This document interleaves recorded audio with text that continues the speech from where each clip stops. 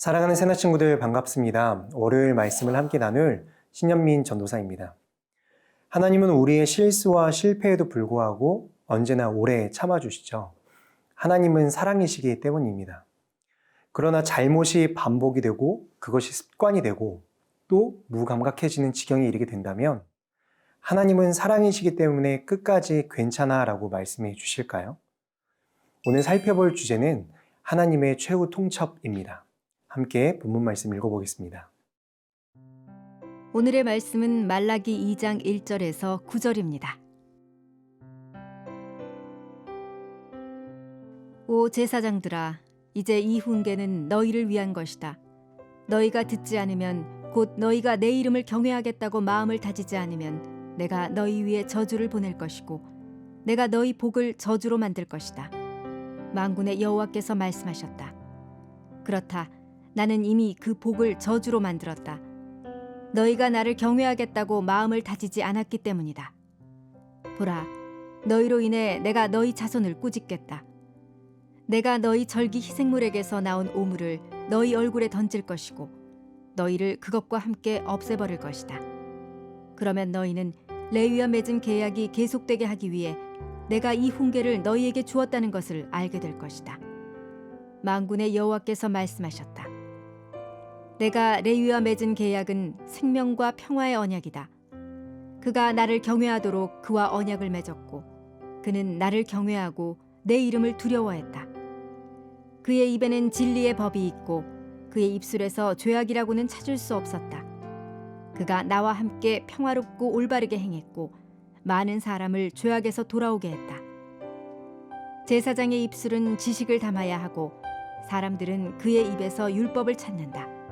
그는 만군의 여호와의 사자이기 때문이다. 그러나 너희는 그 길에서 벗어났고 내 법으로 많은 사람들을 걸려 넘어지게 했다. 너희는 레위와 맺은 계약을 깨뜨렸다. 만군의 여호와께서 말씀하셨다. 그러므로 내가 너희로 모든 백성들 앞에서 멸시당하고 천대받게 하겠다. 너희가 내 길을 지키지 않고 율법을 적용함에 있어서 치우침을 보였기 때문이다. 2절 말씀 함께 읽겠습니다. 너희가 듣지 않으면 곧 너희가 내 이름을 경외하겠다고 마음을 다지지 않으면 내가 너희 위에 저주를 보낼 것이고 내가 너희 복을 저주로 만들 것이다. 만군의 여호와께서 말씀하셨다.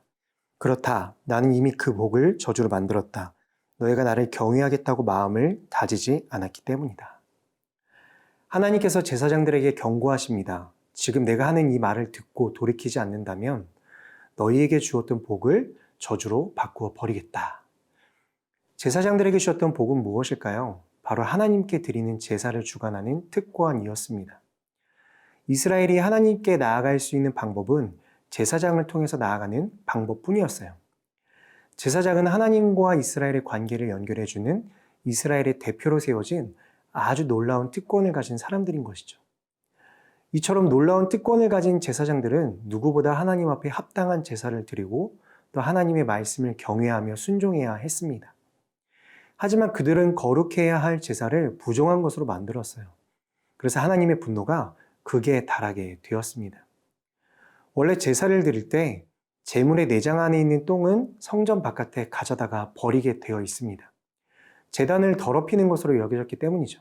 그런데 3절에 하나님은 제사장들의 얼굴에 그 희생제물의 똥을 발라 같이 내버리겠다고 말씀하십니다. 제사장이야말로 제물의 똥보다 성전을 더 더럽히고 있는 자라는 하나님의 무서운 책망이었습니다. 여러분, 이처럼 하나님께서 주시는 특권에는 반드시 그에 따르는 책임이 있습니다. 베드로는 이렇게 고백합니다. 여러분은 택하신 족속이요, 왕같은 제사장들이요, 거룩한 나라요, 그분의 소유된 백성이니 이는 여러분을 어둠에서 불러내어 그분의 놀라운 빛으로 들어가게 하신 분의 덕을 선포하게 하시기 위한 것입니다. 사랑하는 여러분, 우리는 예수 그리스도를 믿음으로 하나님의 소유가 된 백성, 왕같은 제사장, 거룩한 자녀가 되었습니다.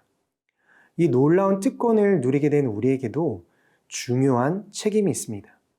바로 우리를 어둠에서 불러내신 예수 그리스도의 은혜를 우리의 삶을 통해 전해야 하는 책임입니다. 새나 여러분, 여러분의 삶 속에서 이 책임을 다하며 살아가고 있습니까? 오늘 제사장들을 책망하시는 하나님의 음성이 나의 책임을 돌아보게 하는 하나님의 음성으로 들려지기를 축복합니다.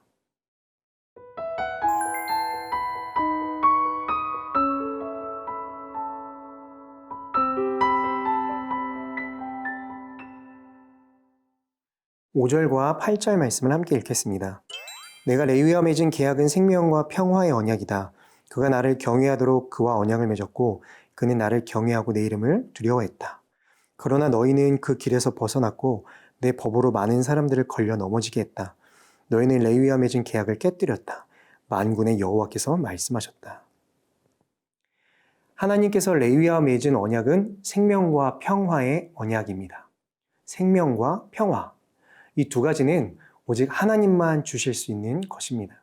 그래서 이스라엘은 생명과 평화를 주시는 하나님을 경외하고 그분과 올바른 관계를 맺고 예배드려야 했습니다. 이 일을 온전히 감당해야 하는 것이 바로 제사장들의 몫이었죠.